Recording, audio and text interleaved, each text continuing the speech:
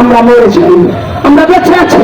এই ঢাকা বিশ্ববিদ্যালয় তোমাদের সাথে আছে, গোটা বাংলাদেশ তোমাদের সাথে আছে, যতক্ষণ না পর্যন্ত এর সুষ্ঠু বিচার হবে এবং সেই ধরনের সন্ত্রাসীদেরকে আগামী কয়েক ঘন্টার মধ্যে বিচারের আওতায় না আনবে। আপনারা ইতিমধ্যেই জেনেছেন গতকাল রাতে চট্টগ্রাম বিশ্ববিদ্যালয়ের একজন দল একটু দেরি করে বাসায় ফিরেছিল। যখন সে বাসায় ঢুকছিল, সেই বাসার দারোয়ান তার সাথে খারাপ বিহেভ করেছে এবং তার গায়ে হাত তুলেছে।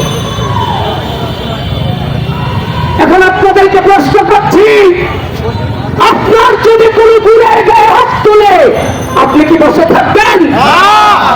আমরা কি বসে থাকতে পারি? যখন আমার ভাইরা প্রতিবাদ চালানোর জন্য দিয়েছে, তখন সন্ত্রাসীরা আমার ভাইদের উপর গতকাল রাত থেকে আজকে দিন পর্যন্ত ন্যাক্কারজনক হামলা চালিয়েছে। প্রিয় বন্ধুগণ, আপনাকে বলছি, কত রক্তের বিনিময়ে, কত লোহার বিনিময়ে আজকে আপনি আপনার মসনদে বসেছেন। আপনারা কি ভুলে গিয়েছেন? নিশ্চয়ই ভুলে যাননি।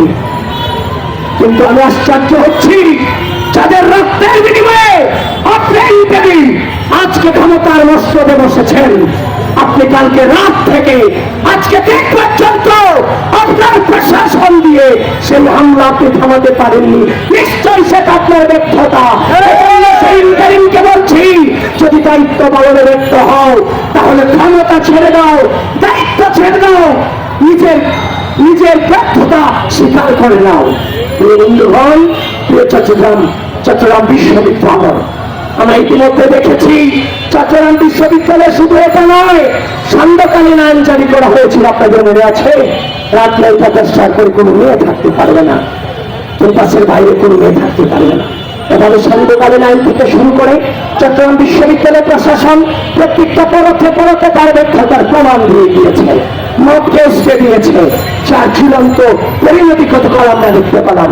তাই প্রিয় চট্টগ্রাম বিশ্ববিদ্যালয়ের শিক্ষার্থীবৃন্দ, তোমরা মনে রাখবে, আমরা মরে যাই, আমরা বেঁচে আছি। এই ঢাকা বিশ্ববিদ্যালয় তোমাদের সাথে আছে, গোটা বাংলাদেশ তোমাদের সাথে আছে, যতক্ষণ না পর্যন্ত এর সুষ্ঠু বিচার হবে এবং সেই ধরনের সন্ত্রাসীদেরকে আগামী কয়েক ঘন্টার মধ্যে বিচারের আওতায় না আনবে। মনে রাখবে, তোমাদের বিচার বাংলাদেশের জনগণ করবে, কারণ বাংলাদেশের মাটিতে একটা শিক্ষার্থীর রক্ত আর বরদাস্ত করা হবে না।